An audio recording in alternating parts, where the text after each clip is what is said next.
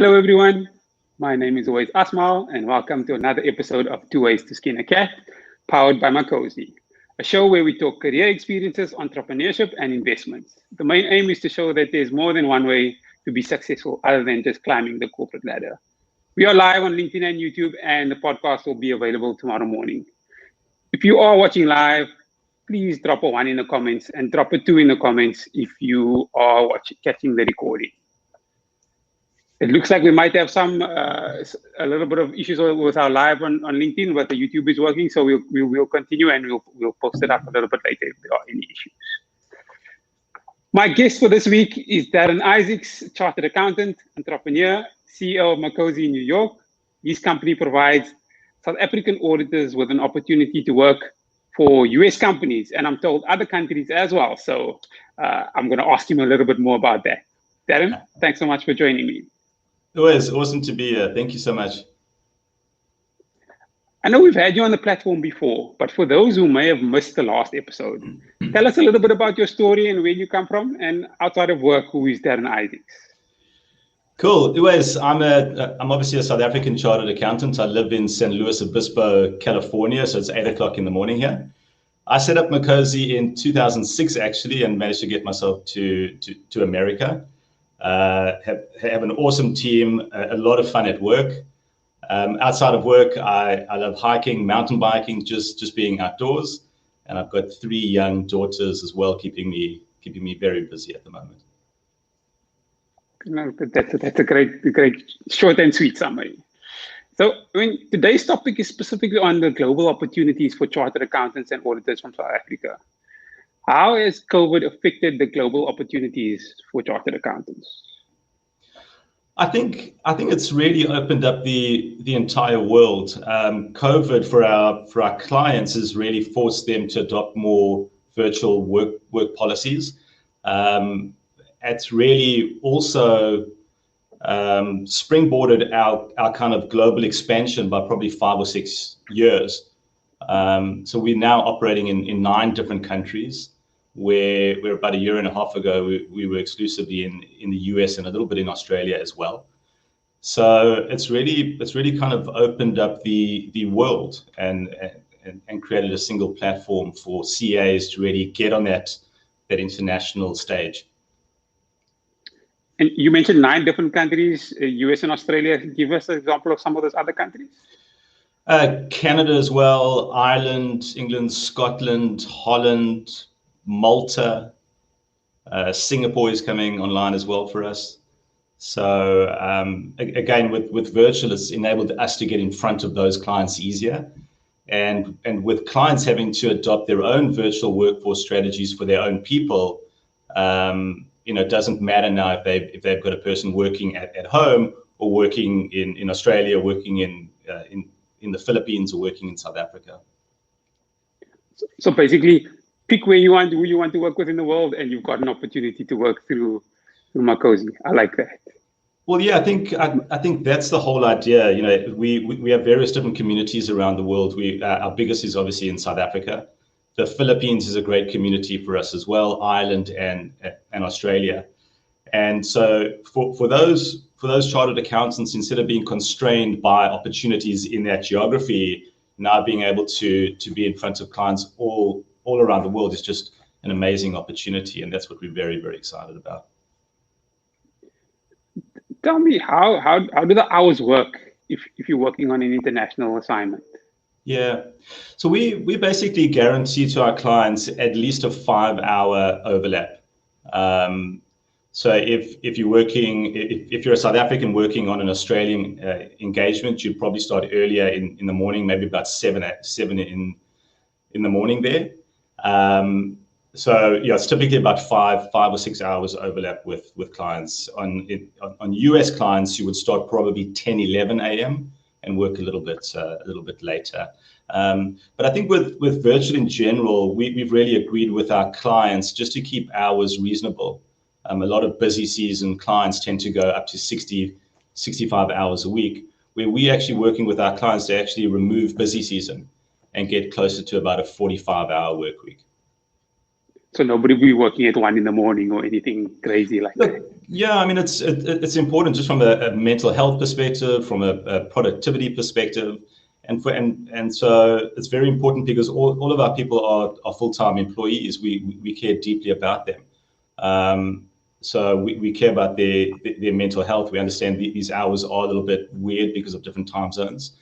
And again, just explaining to our clients that in a virtual construct, anything over 50, 55 hours a week, you start seeing reduced productivity. And so, correct me if I'm wrong, but the person would still be based in South Africa. This will just give them, maybe open the door to a potential move in the future. Is that correct? We see our business next year being about 40% on site, 60% virtual. So currently, people coming out of articles or looking for a change, there are limited travel options, obviously with COVID. But you are able to still get in front of these great clients and get that experience. But as things open up, we'll be selecting people. We are processing a lot of visas right now, actually, with the hope that come January, February, things will be a lot more open. That explains a lot. A reminder to anyone I know that if you have any questions, please add them to the chat so that we can make sure we deal with it towards the end. So this opportunity that you're providing, what does it mean for the global awareness of the CASA brand? We love this, and I think initially when we started this business, we had concerns that SAICA or the community in South Africa would see that we're pulling people out of South Africa and contributing to brain drain, really. But it's actually the opposite. Putting CAs in front of international clients, there's just so much enthusiasm, and it's a growing enthusiasm. The world is really becoming aware of how good these guys and girls are, and yeah, it's just creating this real awareness, more opportunities for our communities, and as far as our clients are concerned, they aren't constrained to their individual resource pool either. So creating a lot more awareness for what a CA really is works well for our communities as well as our clients. So for those of us, maybe me as a CA, why should I care? Why should I pay attention? I think again, it's just opening your mind to these unlimited possibilities. We have a newly established TAS practice as well. So a lot of deals professionals in South Africa may be constrained to kind of small level deals where we can get people in front of front page of the Wall Street Journal type deals. So just having a platform that now I'm not constrained to this particular suburb or country.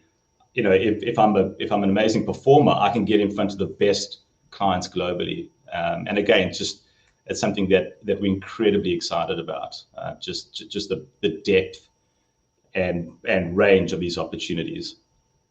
The world and the opportunity is bigger than Sandton, basically. Oh yes. Yeah, I mean, I think for me, growing up in Joburg, it was very much that kind of area. It was Sandton, Rosebank, and I used to go into the city for an audit as well. But that was the kind of your thinking. And so through education, we run a lot of webinars, a lot of coaching for our people. Just it is a mindset shift. Getting people to believe that there is a way bigger platform out there. And you just mentioned TAS, just for the understanding for everyone watching. Yeah. What did you mean? So our clients, our clients are mostly public accounting firms, and they'll divide their businesses into audit, assurance, advisory, and tax. So advisory, we are doing a lot of work in transaction advisory services. So M&A, corporate finance, private equity type arrangements, and it also represents a great transition for people out of audit into transaction advisory services. When I was at PwC in audit, I wanted to get into corporate finance. I didn't even know what it really meant, but that was the kind of buzzword. But there were limited opportunities to actually do that. So for us now to be able to enable external audit people to get into transaction advisory work. Really, again, another amazing opportunity. Transaction advisor. That's amazing, because I remember when I was in audit, I think out of the 60 people that passed that year, I think one person went into corporate finance. Very limited. Exactly, extremely limited, and so it just creates this kind of dead end situation. You know, if you're in audit, a lot of people would want to get into corporate finance, and just limited opportunities. So those people would invariably go out into industry, leave the profession.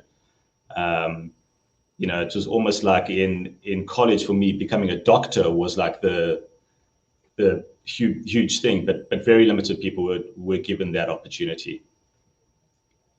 And I suppose, and then in terms of that, the training required, is that provided by Makozi, or is that provided by the client to switch to corporate finance? Yeah, so as far as our corporate finance training is concerned, we have developed a detailed boot camp. So it's our own material. We've worked with a number of external providers as well. And lastly, we do co-author training with our clients. Our clients do understand that we aren't going to go and deliver 100 TAS people to them. We'll deliver 20, and then 80 of them will be external auditors. So we will train them up, the client will train them up, and there's kind of this understanding that just bring us smart people. And between Makozi's training and the client training and our engagement managers will make sure that these people are up and running and productive. You've touched on it a little bit before, but how does Makozi make a difference? How do we make a difference? So we are on a mission to put 10,000 kids through school. Over the next 3 years, we've partnered with our clients. We've partnered with a number of companies across Africa and Asia. And so we're on a deep mission to put 10,000 kids through school over the next 3 years. And that's day one all the way through until they are finishing high school. So for clients who get involved with us, we make it clear that this is a partnership. This isn't just us delivering great quality people and a great outcome, but we're actually systemically solving a global issue. So our clients are on board with it. Our people get very excited about it. And when borders open up, our people will be flying around to areas where they can build schools, paint walls, put desks together, and actually get their hands dirty with the stuff. And you mentioned that, so what range of people coming out, from what range of people should be paying attention to you? Is it only people coming out of articles, or is it up to what level of post-article experience? So we actually starting to get people before articles as well, or in the middle of their articles, and more on that later.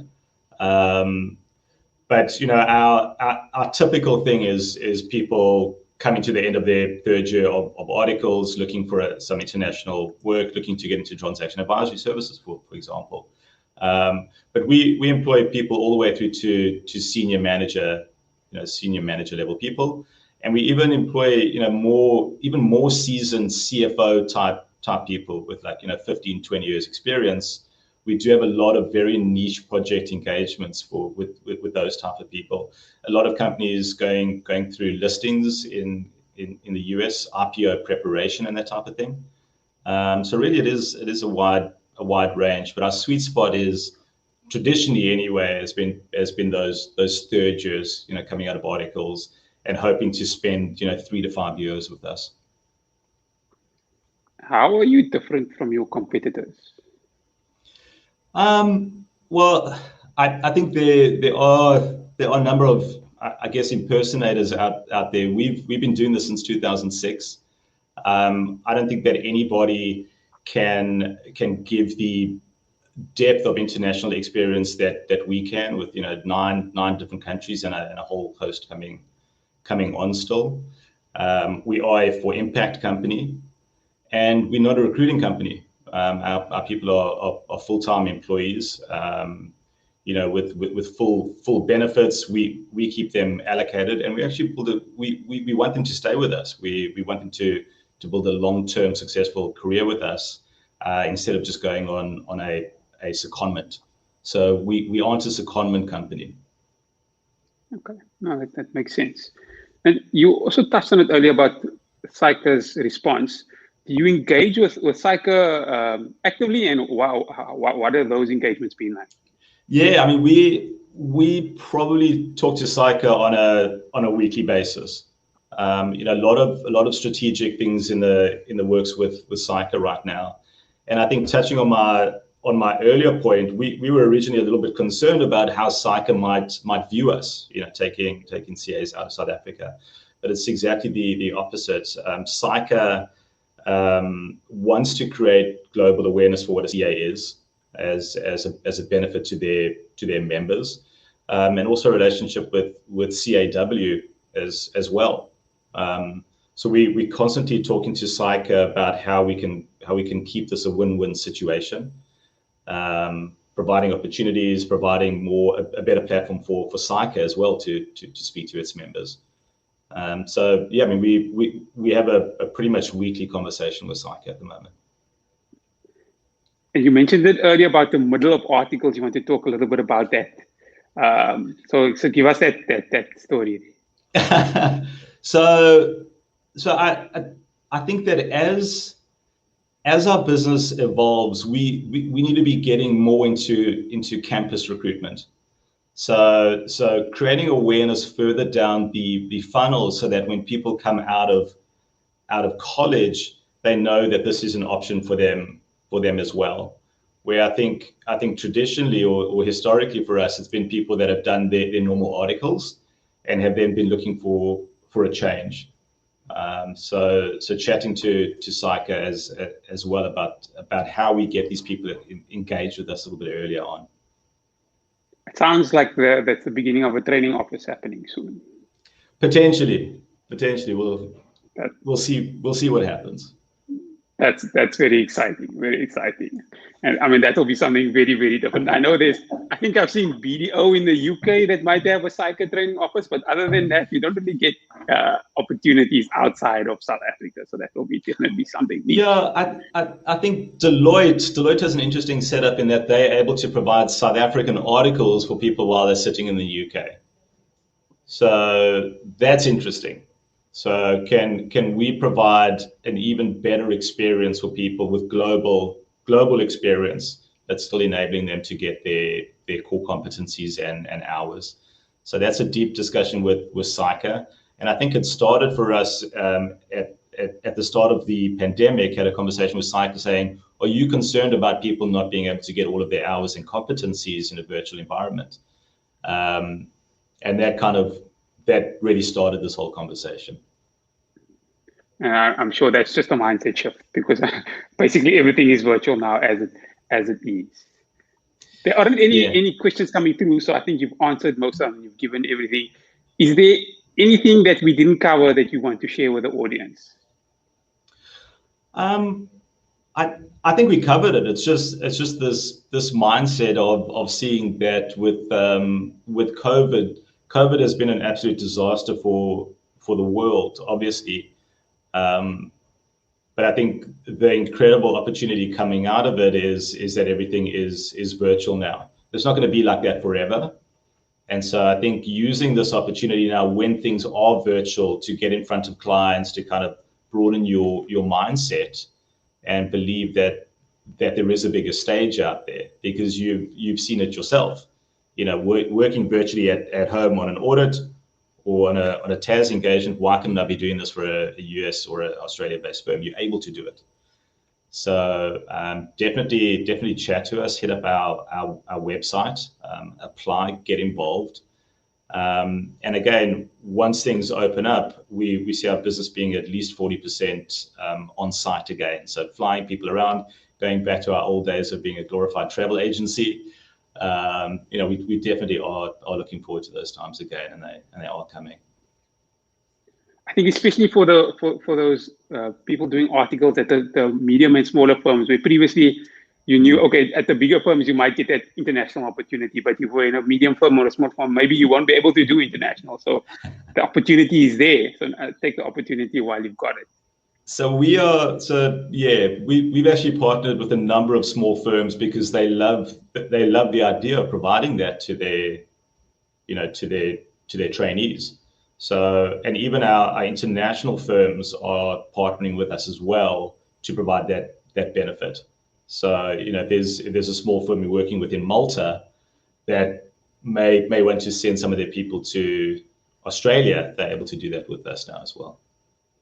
Wow, that's amazing.